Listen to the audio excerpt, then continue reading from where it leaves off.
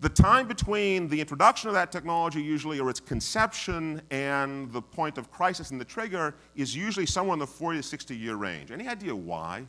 And you can go back for the last 300 years and this number still applies. And if, in the book, I use multiple examples that we don't have time for here, but I'm fascinated by the time period. You want to guess why it's 40 to 60 years? Generational. Until a lot of us die off, the stuff doesn't take hold.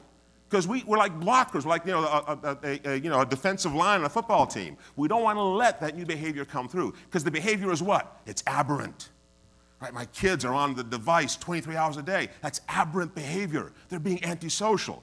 Now forget the fact that they're actually on that device with 100,000 other kids at the same time, gaming, right? They're being antisocial, we say. Right? We're like the defensive line. We don't want to let that new behavior through because it's not the behavior we're accustomed to. Again, this is about behavior and how well we understand it and how well we can interpret it into technology.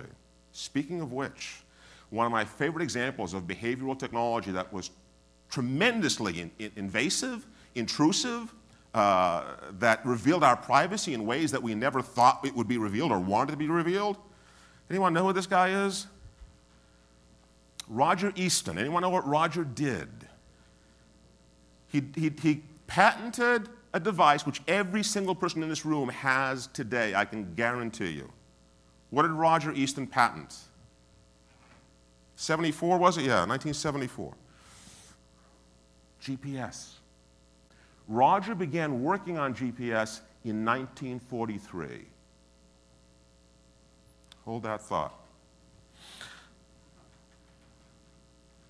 Something happened 40 years after the day Roger began working on GPS that created the crisis and the trigger that ultimately led to the reason you and I have GPS today. Anybody? 1983, once again, Korean Airlines 007. Shot down because it went into supposedly into Soviet airspace by a Soviet fighter, killing all passengers on board. One of the people on board was a US congressman, made big headlines. What did Reagan do as a result of 007 going down? He said, you know what? GPS is now available to private industry. It's no longer just available to the military. So the irony of that incident, I mean, the tragedy is immense here. A passenger plane does not have access to GPS and therefore strays into Soviet airspace, which will only be defined through GPS, which is only available to military. That is a crisis of complexity. Our tools are not keeping up with us. Our technology has exceeded our ability to adapt to it behaviorally. So what do? We change the behavior, which is why you all have GPS today. What is she doing? What is she doing?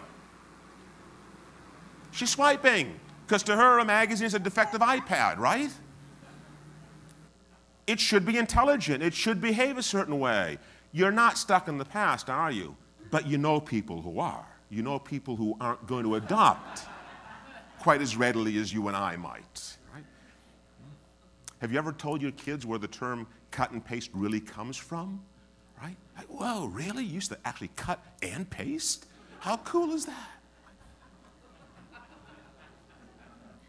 So we're seeing all these inflection points that are saying to us, you know what, the current models, they just don't work. The way we look at consumers, the way we think of the way we run our businesses and scale our businesses and our enterprises, the way we think of factories, the way we think of healthcare, education, none of these models really work. They worked really well. I'm not dismissing them.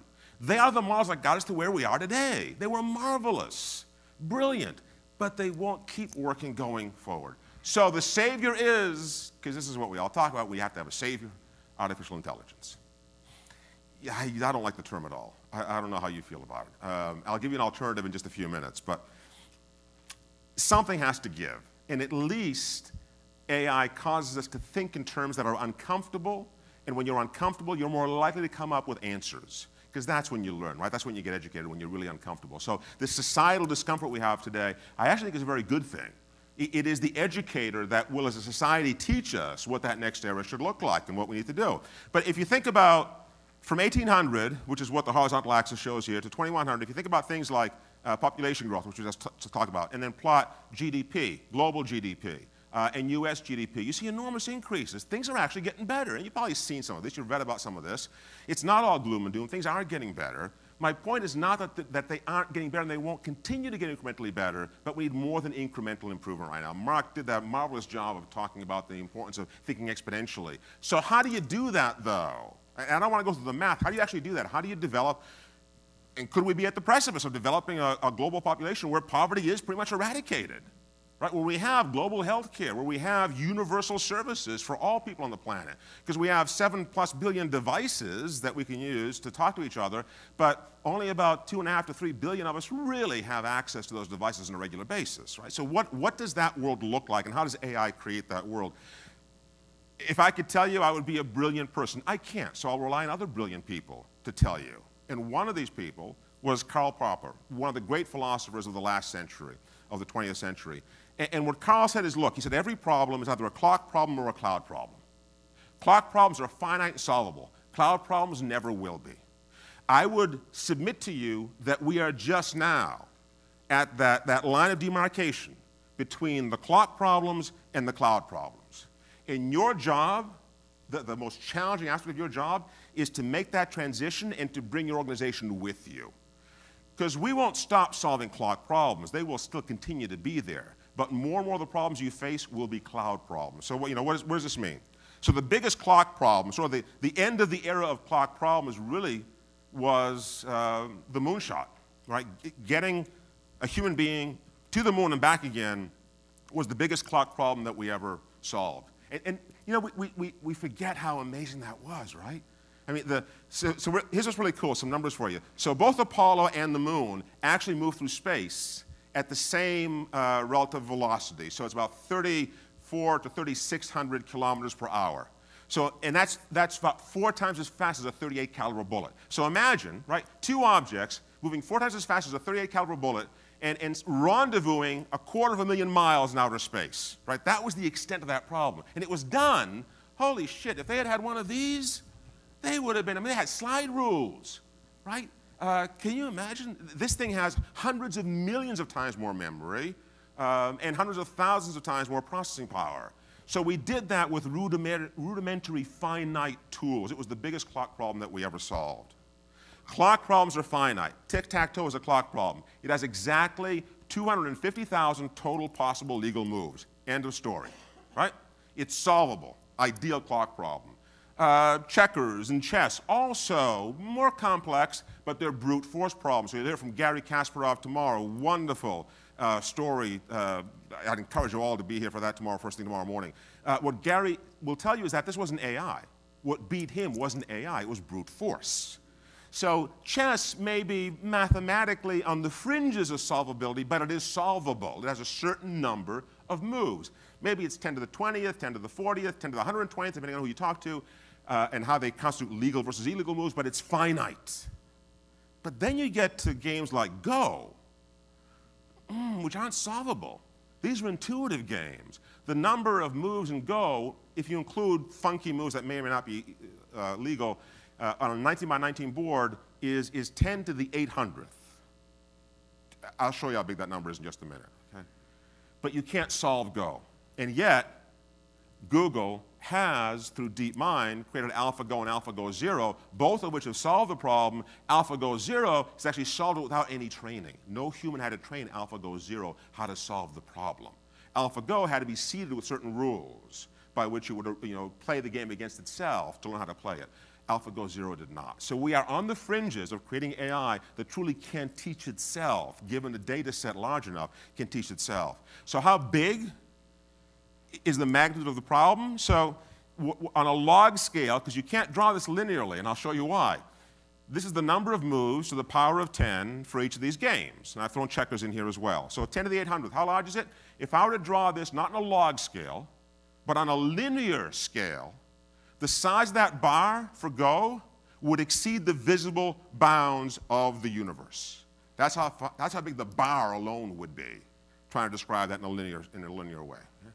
So the immensity of these problems, this is the crisis of complexity I was talking about. We are in the midst of it. The cloud problems we are trying to solve no longer can be solved with clock tools and clock approaches and clock methodologies and clock education. They can't. We need AI, and this will upset some of you, as a new species with which we can inhabitate the future. So, we all know that we've gone through these eras. We all know that we've been able to do more individually over time because of these new tools that we have. So, you know, physical labor, muscle goes down and brain power takes over, and we can do more as the individual. The impact of the individual goes up, but it's plateauing. So again, I would submit to you, and I'll show you a wonderful illustration of this in just a minute, I would submit to you that our abilities as an individual to solve the problem is not to diminish, and we will feel that frustration. We will feel that pain, and it will terrorize us because as we are less able to deal with the problem, we will feel that we are inept to take on the future. And that is so wrong. That is so wrong. Because what humanity does really well when it can't handle the future with the tools it has is it builds new tools. Okay, just hold that thought for a second. So what does this look like as we move beyond this? And my response is it's not about the individual. That's where we get it wrong. Right? It's not about using a 1800, 98% of the population of the world was involved in agriculture in 1800, but they were feeding 1 billion people. Today we have, what, like 2 percentage points of the labor force in the US involved in agriculture, but we're feeding, you know, close to 8 billion people? How does that happen? Because you're not using a plow horse and a plow to plow the fields. Right? You build new tools. You got new problems that you have to address. You build new tools to do that. So what do those new tools look like? How many of you know the story of Air France Flight 447? Went down the Atlantic. It was one of the most tragic aviation accidents, you know, in history that I know. 2009, I think, was the actual date when this happened. Taking off from Rio, going to Paris. Airbus 330, marvel of engineering, right? This is a computer powerhouse. This had, you know, this thing can fly itself literally. Do you want to guess from Rio to Paris, how much time will the pilot spend at the wheel actually hand flying the plane? Rio to Paris, what do you think? 7 minutes. 7 minutes total. In ideal conditions. Some pilots like to fly, so they'll fly more. It's up to them, right? But in ideal conditions, it's 7 minutes. This thing can take off. It can even land itself. Pilots like to say, we don't allow planes to do that. You know, we like to be there. Well, yes, but it could. It could. A few hours out of Rio, 447 hits a thunderstorm. Not a big deal. Modern aircraft do that all the time. How many of you have been in a thunderstorm and hit by lightning in a plane? Right, it's not pleasant, it's kind of cool, it's a little scary, but you know, you're all here to talk about it.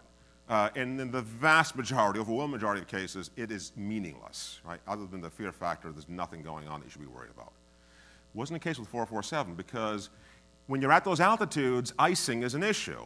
Again, modern aircraft have heating components and elements that heat up surface areas so that they don't accumulate ice. The Pitot Tube, however, is this very small opening that allows air to come in, and the pressure of the air determines the airspeed of the aircraft. You cannot fly an aircraft without airspeed indicators. But two co-pilots, well-trained, well-equipped, one of them 37 years old, Pierre Cedric, takes the yoke and does the last thing that you want to do when you have no idea what your attitude is or what your airspeed is, which is he pulls back on the yoke, creating a nose-up attitude of the plane, generating what's called a stall. A stall is when the Bernoulli principle no longer applies. That thing that creates lift under your wings because the air pressure differential, it goes away. And the turbulence going over the wing creates a loss of lift, and the plane literally falls out of the sky like a brick. It doesn't glide, it just falls. Now, you get that sense, roller coaster sense in your stomach, but you still don't know what attitude you're at other than looking at your instruments. So you can adjust. For some reason, Pierre Cedric did not.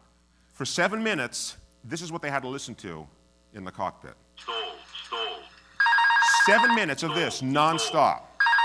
This is the computer saying, I know we're in a stall. I know we're losing altitude. I get that. I'm going to make you aware of that because you have to take action to recover from the stall, which is the easiest thing in the world. When you learn to fly, all you have to do, if it's a Cessna or an Airbus 380, you just push that yoke forward. You gain airspeed, and the stall goes away. He didn't for 7 minutes. What you just heard, that annoying sound, went on for 7 full minutes. Not once in the transcripts, the black box recordings, not once did either co-pilot ever acknowledge the stall warning. How does that happen? Think about this for a minute. Why in the world would you not even acknowledge the stall warning being given to you by the computer? Can someone answer that for me? 250 souls perished that day because of that. Why would you not acknowledge the stall warning? Tell me. I really want to know. They knew better than the machine. I'm a human being. This is a machine. How could this possibly outguess me? I've been trained to fly this thing. I take pride in flying this thing. I am a pilot, a human pilot with gray matter. Semiconductors aren't going to tell me what to do.